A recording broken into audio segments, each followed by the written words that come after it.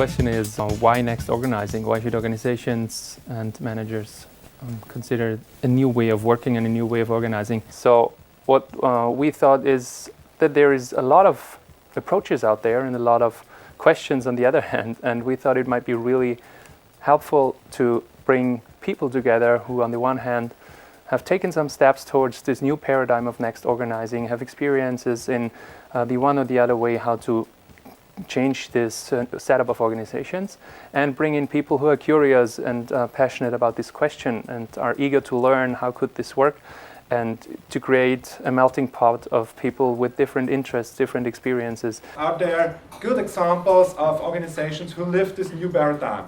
And yes, we found many of those, and we invited most of them here, and we are very happy to create a vibrant environment to talk about.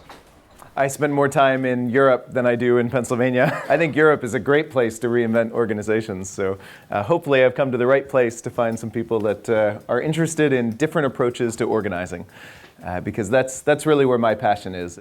One thing that is really, really where it all begins and where it all starts is knowing the purpose of the organization. And of course, if you want to change the outside, first you got to do the job in here. So if we want to get away from power pyramids, we got to look in the power pyramid in here. If you look at recent events, for instance, employees rather commit a crime than to tell their chiefs that they can't achieve the targets because they are impossible. Okay, so I think it's going to slow. So the question for me is how do all these little islands come together? And can we really manage different models? Or should we find one model where we have to handle? If we don't, we're going to die. I think what this table and these rounds this afternoon will be all about is really looking into how can we create sustainable and regenerative organizations. And since then we've grown to 220 people. Would be great to say this was just because of Holacracy. That's not true. But Holacracy was part of it. Holacracy is a very efficient system, and for some people it lacks the heart and the warmth sometimes. And we talk about how to bring that in and how to thus make Holacracy even more efficient. I'll talk about here, and I'm eager and look forward very much to your questions and to your feedback and to your inspirations on how we can evolve and how can you evolve further in your specific development in your own company.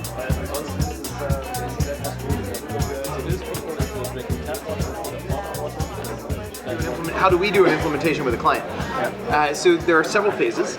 We typically start before an implementation with a workshop with the executive team to give them a chance to kind of try it on, dig deeper. Holacracy is a disruptive technology in the same sense of in the past we've seen disruptive technologies like microcomputers versus mainframes.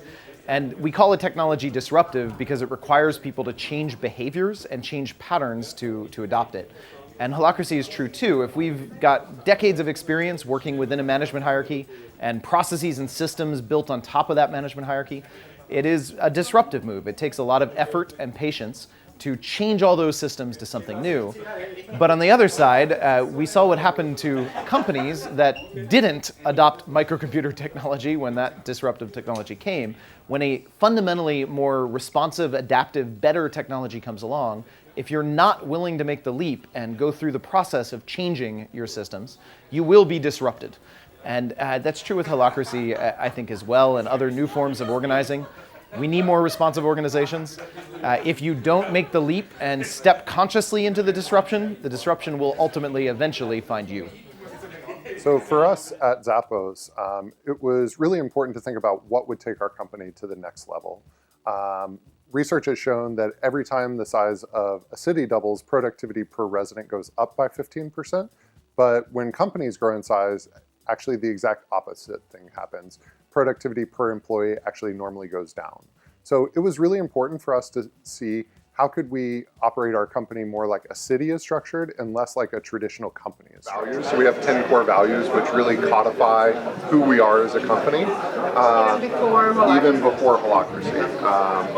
And so those 10 core values are really our guiding light for who we are as a company.